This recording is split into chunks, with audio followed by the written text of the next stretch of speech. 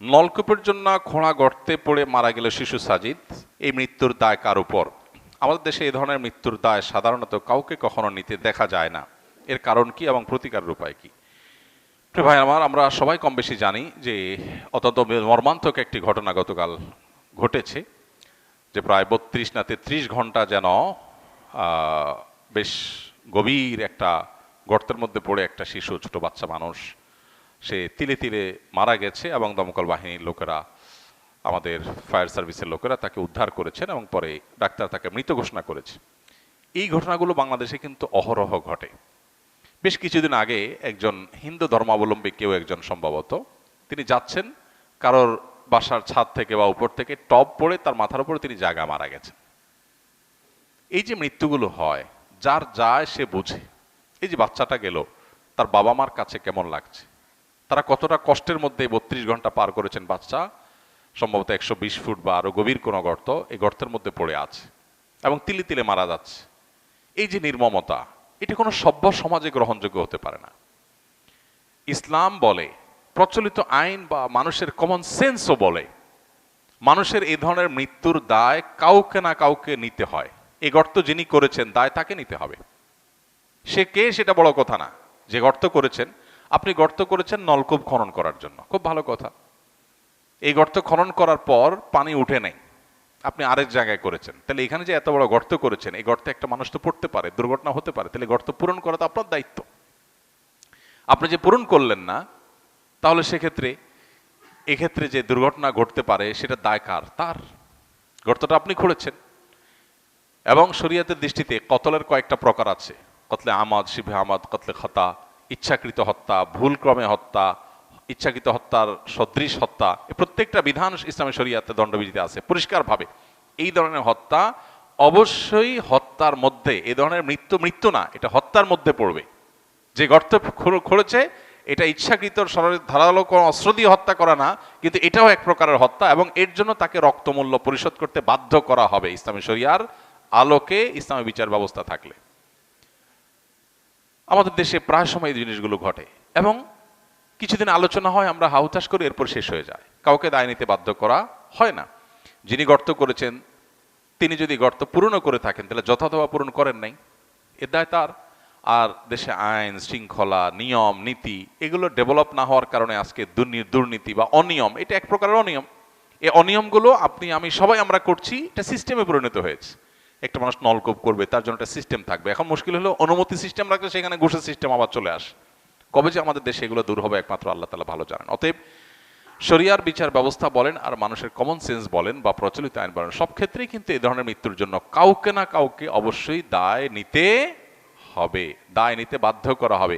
পৃথিবীর কোনো সভ্য সমাজে এরকম একটা মানুষ মরে যাবে আর কেউ দায় নিবেন, এটা হতে পারে না। অনেক সময় দেখা যায় আমাদের বিভিন্ন সরকারি বেসরকারি বিভিন্ন প্রতিষ্ঠান গর্ত করে রেখে দেয়।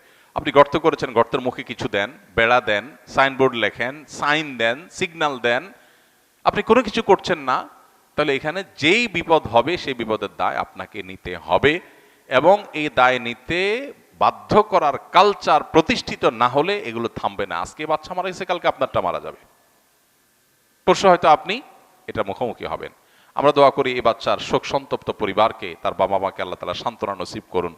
তারা যে সন্তান হারিয়েছেন, তার চাইতে ভালো উত্তম বিকল্প দিয়ে আল্লাহ তাআলা তাদের অন্তরটাকে অন্তত সান্ত্বনা এবং অন্তরটাকে জোড়াবার তৌফিক দান করুন। এবং সেই সাথে আমাদের দেশে যে অনাচার, এই যে সিস্টেমহীনতা, 50টি বছর পার হয়ে যাওয়ার পর একটা দেশে এই মিনিমাম সিস্টেমটা যারা ডেভেলপ করতে পারে নাই, তাদের লজ্জা হওয়া উচিত, তাদের লজ্জা হওয়া উচিত। টাকা নাই, পয়সা নাই, অন্যান্য দেশের মতো স্বর্ণের খনি নাই, তেলের খনি নাই, বুঝলাম, কিন্তু সিস্টেমটা ডেভেলপ করার জন্য তো স্বর্ণের খনির প্রয়োজন হয় না। এতটুকু প্রয়োজন পর্যন্ত আমার দেশে পূরণ হয় নাই। এখনো আফ্রিকার অনেক অনুন্নত দেশের মতো চলছে আমাদের দেশ, অথচ উন্নতির ফুলঝুড়ি আমাদের নেতাদের মুখে অনবরত ফুটতে থাকে। তো এটা কখনো গ্রহণযোগ্য হতে পারে না। আমরা দোয়া করি আল্লাহ তাআলা আমাদেরকে এই সিস্টেম থেকে বেরিয়ে আসার তৌফিক দান করুন। আমার জানা মতে টয়লেট, পেশাবখানায় ওযু করা নিষেধ, অথবা দোয়া করা বা আল্লাহর জিকির বা অন্যান্য আমল করা থেকে বিরত থাকতে বলা হয়েছে। আমি শহরের যে ফ্ল্যাটে থাকি সেখানে টয়লেট, গোসলখানা, ওযুখানা একসাথেই। সেখানে যদি ওযু করি, ওযু হবে কিনা, ওযুর আগে পরের দোয়াগুলো টয়লেটের ভেতর পড়া যাবে কিনা, তারপর সেই টয়লেটের ভেতর কাপড় ধৌত করার সময় বিসমিল্লাহ বলা যাবে কিনা, টয়লেট থেকে বের হওয়ার পর যে দোয়া আছে সেটা কি টয়লেটের ভেতরে থাকা অবস্থায় পড়বো নাকি বের হয়ে যাওয়ার পড়বো? টয়লেটের ভিতরে উজু করা যায় না, এটা ব্যাপকভাবে প্রচলিত হয়েছে এবং এটা নিয়ে আমাদের একটা ভিডিও গত 10-12 বছরের একটা পুরাতন ভিডিও আছে, ওইটা মিলিয়ন মিলিয়ন মানুষ শুনেছে এবং সেখান থেকে কেউ কেউ ভুলটা বুঝেছেন। আর সেটা হলো টয়লেটে উজু করা যায় না। মূলত টয়লেটে আল্লাহর নাম নেওয়া যায় না, মুখে উচ্চারণ করা যায় না টয়লেটে, কারণ নোংরা জায়গা আল্লাহর নাম উচ্চারণ করা মাকরু।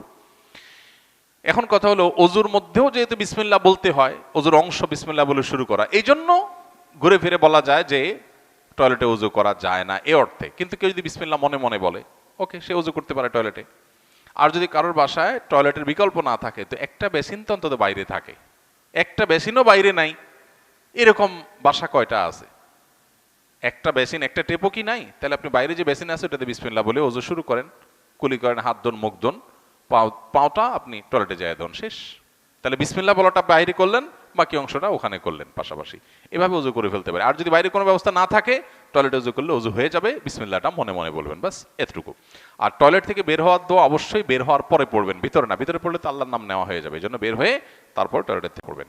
এরপরে প্রশ্ন হলো, আমি একটি কোম্পানিতে সেলসে কাজ করি, কোম্পানি আমাকে বেতন দেয়, আমার কাজ হচ্ছে মার্কেট থেকে অর্ডার এনে ডিলারকে দেওয়া, ডিলার সেই মালকে ডেলিভারি দিবে, কিন্তু পরিস্থিতির কারণে সে মাল আমারই ডেলিভারি দিতে হয়। আমার জানার বিষয় হলো, ডিলারের লস না করে ডিলারের কাছ থেকে যে রেটে মাল নেব তার চেয়ে কিছু বেশি রেটে মালগুলো মার্কেটে বিক্রি করে অতিরিক্ত টাকা আমি ডেলিভারির খরচ বাবদ নিলে সেটা আমার জন্য জায়েজ হবে কিনা? উত্তর হলো না, সেটা আপনার জন্য জায়েজ হবে না। কারণ এক্ষেত্রে আপনি ক্রেতার ক্ষতি করলেন। ক্রেতা এই মালটা 10 টাকায় পাইতো, ডিলারের দায়িত্ব ছিল পোষায় দেওয়া, ডিলার না দেওয়ার কারণে আপনি পোষাচ্ছেন, এখন আপনি পোষাতে গিয়ে এটা 12 টাকা নিচ্ছেন, তাহলে ওই লোকটা 2 টাকা বেশি দিতে হচ্ছে। তার তো কোনো অপরাধ নাই, অপরাধ করেছে ডিলার। তো ডিলারের অপরাধের দায় আপনি তার উপরে চাপাচ্ছেন, এটা অন্যায় হবে। যদি মনে হয় যে না, ডিলার আমার প্রতি জুলুম করতেছে, এই যে ডেলিভারি দিদিকে আমার কষ্ট হচ্ছে, তো আপনি জুলুম স্বীকার করে চাকরি করতে পারেন, আর না হলে অন্য চাকরিতে যেতে পারেন, অথবা ডিলারের বিরুদ্ধে ব্যবস্থা নিতে পারেন। কিন্তু একজনের দায় আরেকজনের উপরে চাপাতে পারেন না। কোরআনে কারিমে 5 জায়গায় আল্লাহ বলেছেন লা তাজিরু ওয়াজিরাতুন বিজরা উখরা, 5 জায়গায় একই আয়াত আল্লাহ বলেছেন লা তাজিরু ওয়াজিরাতুন বিজরা উখরা, একজনের পাপের বোঝা আরেকজনের উপরে চাপানো যাবে না, বা চাপান না আল্লাহ তাআলা। আমি ফজর ও মাগরিবের সালাতের পর 3 বার সূরা ইখলাস, 3 বার সূরা ফালাক, 3 বার সূরা নাস পড়ি, অর্থাৎ 3 গুণ 3 9 বার। আমার কন্যাকে ফু দেই এবং স্ত্রীকে ফু দেই, তারপর আমার হাতে ফু দিয়ে শরীর মোচন করি। মহোদয়ের নিকট আমার প্রশ্ন হলো, এটা কি হবে 3 জনের জন্য 9 বার নাকি 27 বার পড়তে হবে? হ্যাঁ, খুব দরকারি প্রশ্ন ভাই। অনেকে এই শর্টকাট পদ্ধতিটা করেন। আর রাতে শোয়ার আগে 3 কুল পড়ে শরীর দম করে ফু দিয়ে শোয়া সুন্নাত। আমাদের আধ্যাত্মিক এবং স্পিরিচুয়ালি নিরাপত্তার জন্য এটা খুব জরুরি। মানুষ যখন ঘুমায়, শয়তানের প্রভাব মানুষের মধ্যে পড়ে এবং অনেক সেহের মানুষের ভেতরে প্রবেশ করে শয়তানের মাধ্যমে ঘুমের, এবং ঘুমের স্বপ্নে অনেক কিছু মানুষ খায় যার মাধ্যমে সেহের মানুষকে করানো হয়। এরকম আরো অনেক ধরনের অনাচার এই সমস্ত ক্ষেত্রে হতে পারে। এছাড়াও আরো বিভিন্ন ধরনের ক্ষতি থেকে বাঁচার জন্য নবী সাল্লাল্লাহু আলাইহি সাল্লামের যে আমলগুলো আছে এর ভিতরে একটা হলো, শোয়ার আগে বিছানা গেছেন, 3 বার সূরা ইখলাস পড়েন, 3 বার সূরা ফালাক পড়েন, 3 বার সূরা নাস পড়েন, পড়ে হাতে ফু দিয়ে পুরো শরীরে সেটা মোছেন, যেখানে যেখানে সম্ভব মোছেন। এটা হলো সুন্নাত। এটা নিজের নিরাপত্তার জন্য এবং মাসনুনাবল। এখন তো শুতে গেলে মোবাইল টিপতে টিপতে ঘুমাই আমরা, এগুলো টাইম নেই। এখন যিনি প্রশ্ন করেছেন তার প্রশ্ন হলো যে তিনি 3 কুল পড়ে ফু দিছেন, 3 কুলেই 3 কুল 3 সূরা 3 বার 3 বার মোট 9 বার, এই এক পড়া দিয়ে নিজেও মুছলেন, বাচ্চারে বউরে সবাইরে মুছলেন। এই শর্টকাট পদ্ধতি করা যাবে কিনা? উত্তর হলো না, এটা করা যাবে না। এটা ওয়ান টাইম, প্রত্যেকে যার জন্য সে করবে। আপনার স্ত্রীটা আপনি করবে, স্ত্রীটা আপনি কেন করবেন? তারটা সে করবে। বাচ্চাটা বাচ্চারে শিখাবেন, বাচ্চা যদি ছোট হয় তাহলে আপনার জন্য একবার পড়ে ফু দিবেন, তার জন্য আবার পড়ে ফু দিবেন। এভাবে যদি একবার পড়ে ফু দিলে সবাইটা হয়ে যায়, তাহলে তো একবার পড়ে পুরো বাসা, পুরো মহল্লা, মসজিদে সবাই মুছতে মুছতে গেলেই তো হয়ে যায়। এতে শর্টকাট করা যাবে না। আর পড়লে তো সব হবে, সমস্যা কি?